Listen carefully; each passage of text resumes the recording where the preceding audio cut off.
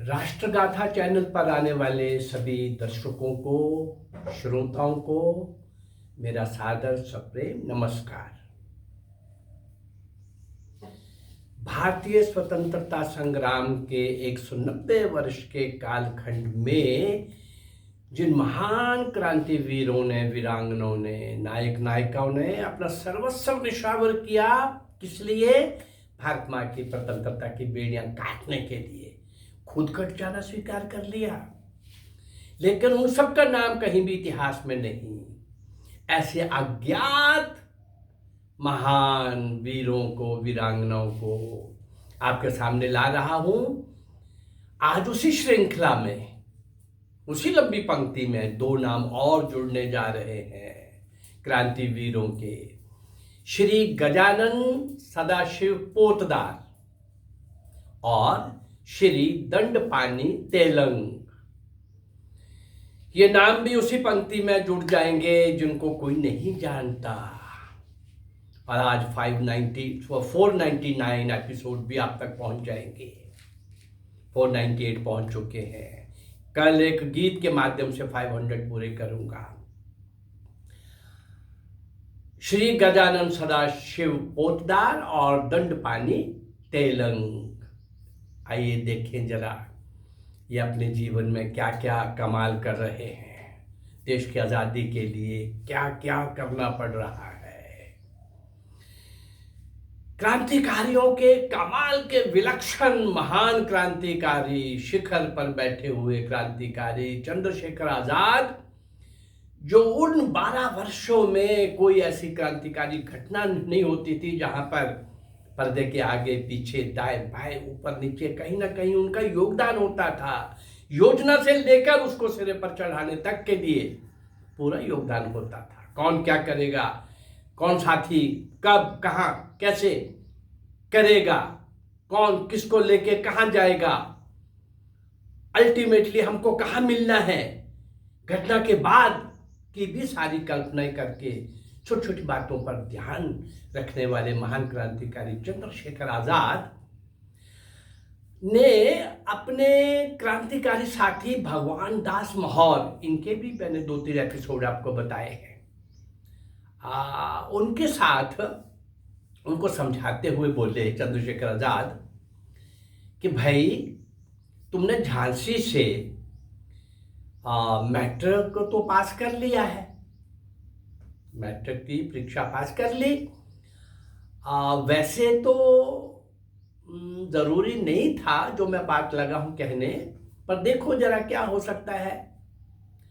लेकिन अब पार्टी का काम को देखते हुए तुम्हें, आज चंद्रशेखर आजाद बोल रहे हैं भगवान दास महर को, ग्वालियर जाकर कॉलेज में भर्ती हो जाना चाहिए। जब तुम ग्वालियर चले जाओगे, पहुंच जाओगे, तो मैं भी कभी कभी तुम्हारे पास आता रहूंगा और हम लोग वहां पर अपनी पार्टी के लिए योग्य लड़कों की तलाश करेंगे और उनकी मार्फत, बड़ा उद्देश्य क्या था, और उनकी मार्फत, उनके जरिए, उनके द्वारा शस्त्र एकत्रीकरण का काम भी करेंगे। ग्वालियर के आगे पीछे, दाएं बाएं वो इलाका माना जाता था कि वहां पर हर चौथे, पांचवें, तीसरे घर में कोई ना कोई शस्त्र मिलता है। लोगों का शौक भी था और वो 2-3-4 पहाड़ियां ऐसी भी थीं जो डाकुओं से भी, ये तभी से ये डाकू के आज़ादी के बाद नहीं पैदा हुए थे। तो लगता था कि किसी न और कोई ना कोई डाकू भाई देशभक्त भी तो हो सकता है।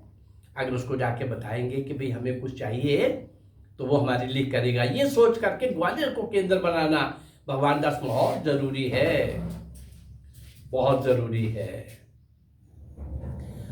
और इस प्रकार से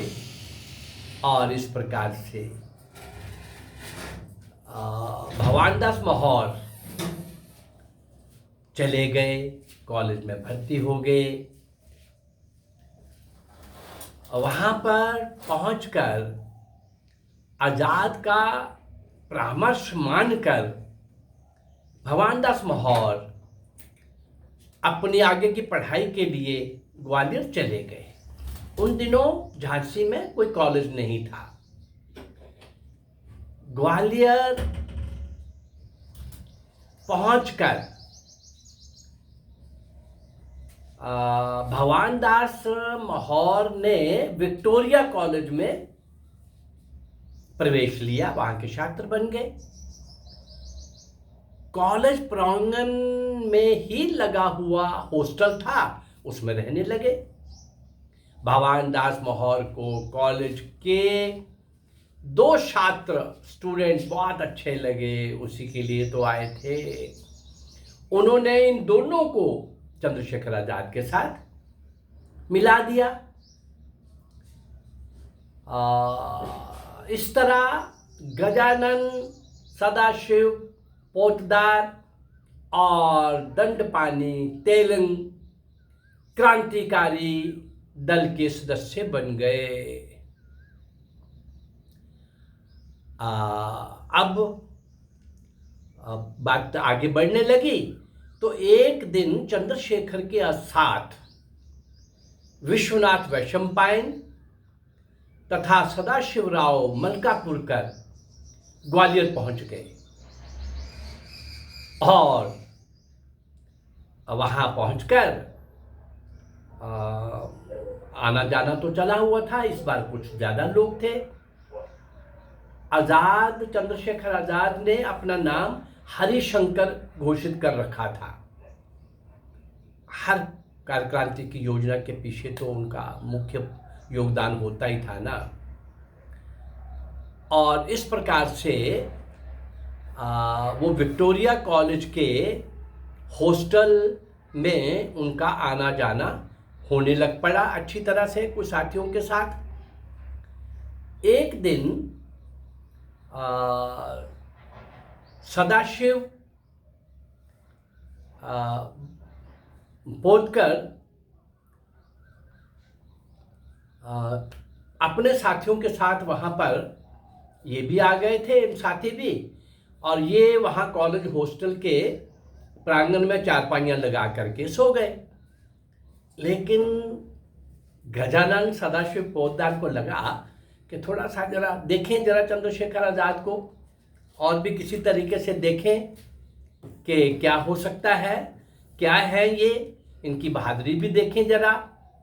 और वहां पर रात को और साथियों के साथ गजानन, सदाशिव, पोतदार ने और दंडपानी पेलंग ने नाटक किया।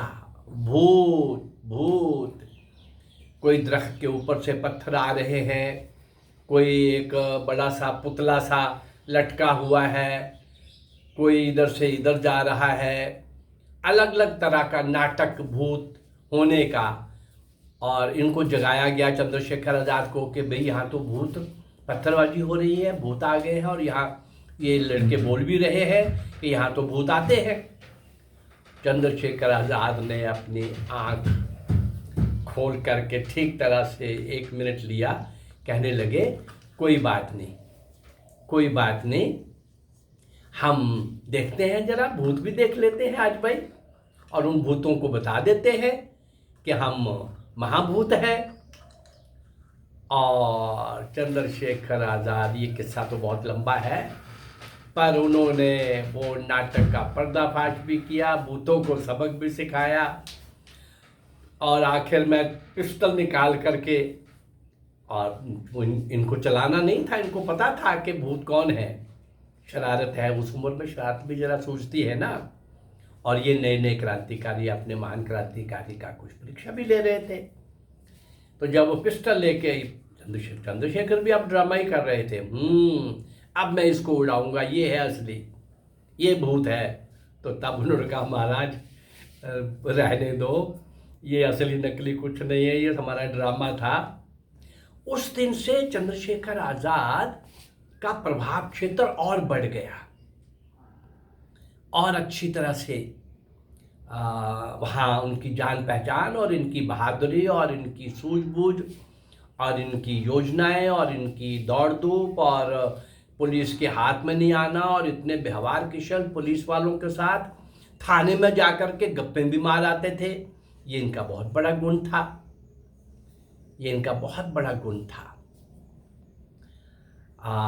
अब इस प्रकार से जब ये संख्या बहुत बढ़ने लगी तो वहाँ पर एक हलवाई की दुकान थी जिसमें गजानन सदाशिव पोतदार का खाता चलता था।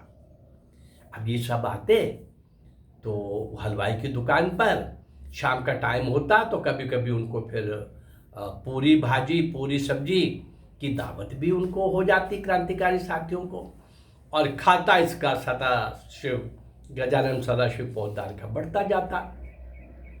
और फिर और भी भगत सिंह, बुटकेश्वर दत्त, ऐसे और भी, शिव वर्मा, वो भी ग्वालियर के।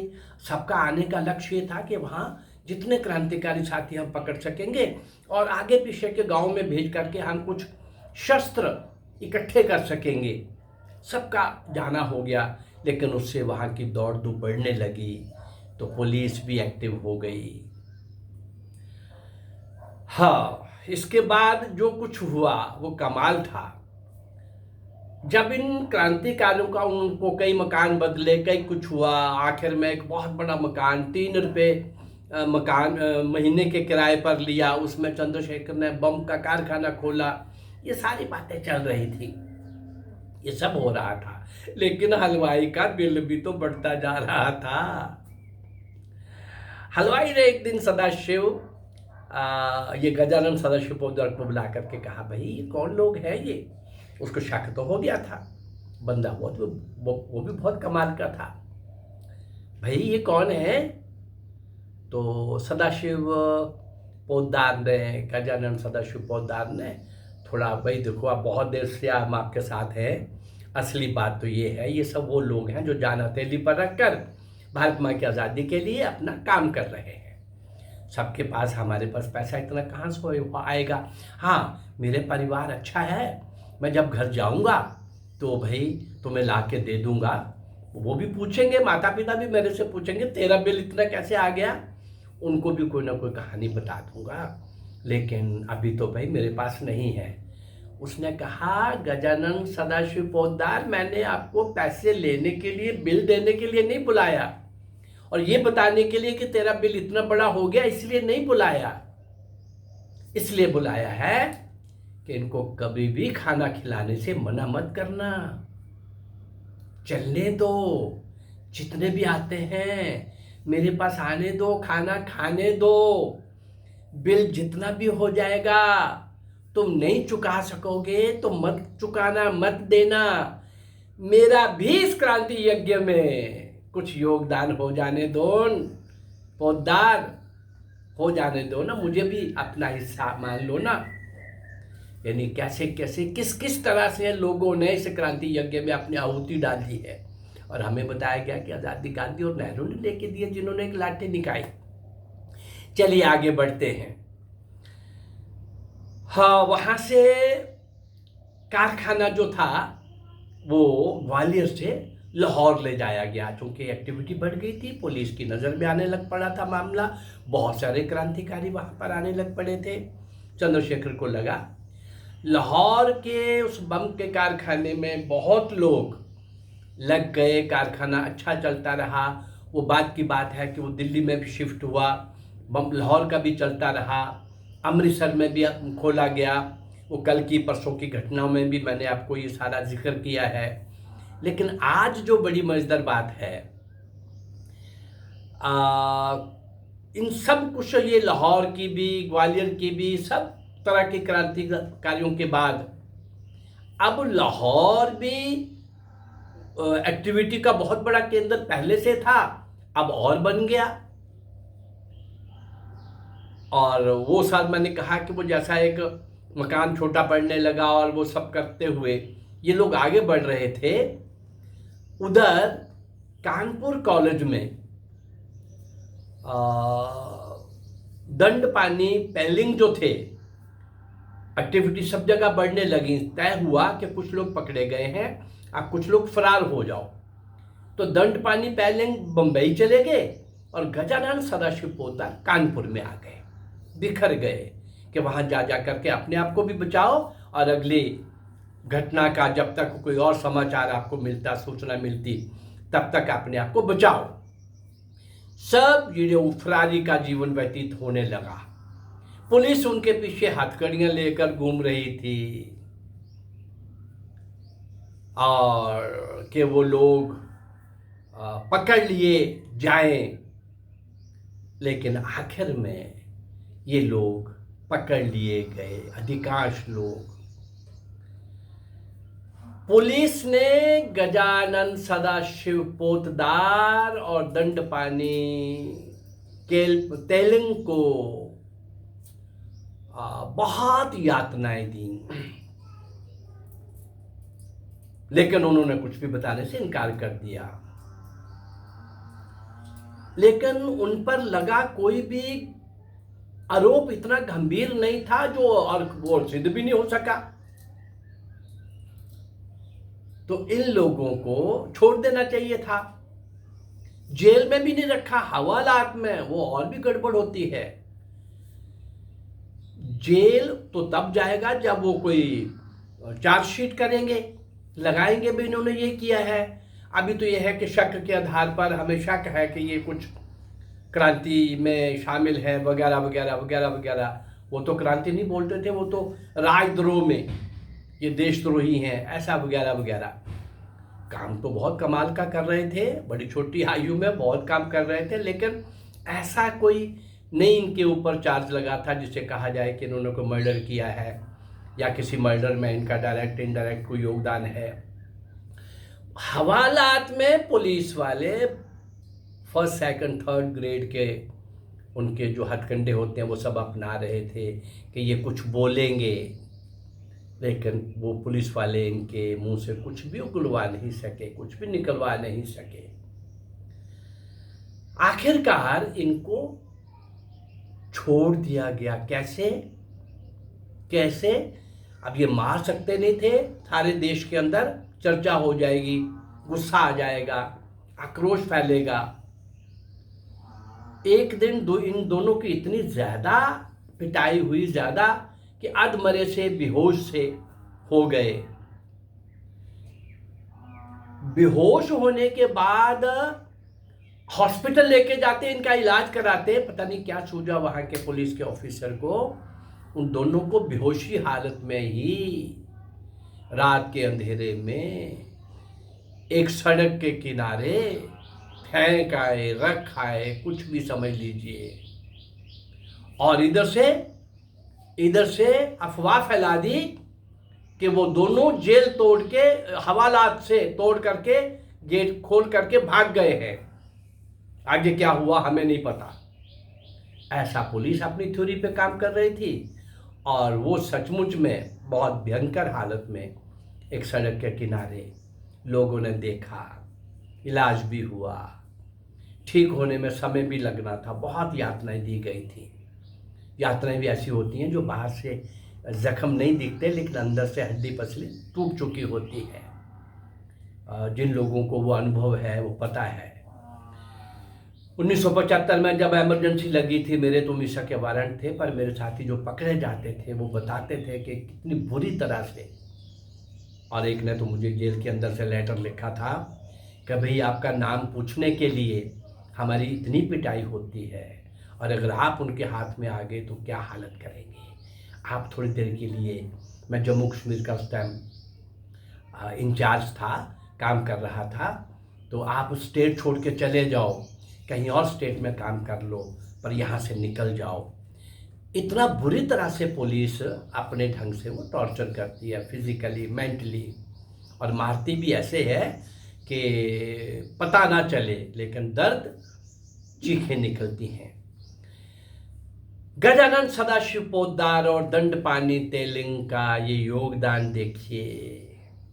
उनको होश भी आया, काफी समय तक वो चलने की स्थिति में नहीं थे, लेकिन क्या वो रुक गए?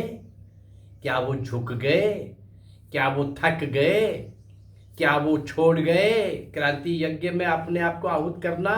नहीं। इतना सब हो जाने के बाद भी प्रतीक्षा करने लगे, हम कुछ और बड़ा करेंगे जिससे कि हमें फांसी की सजा मिले।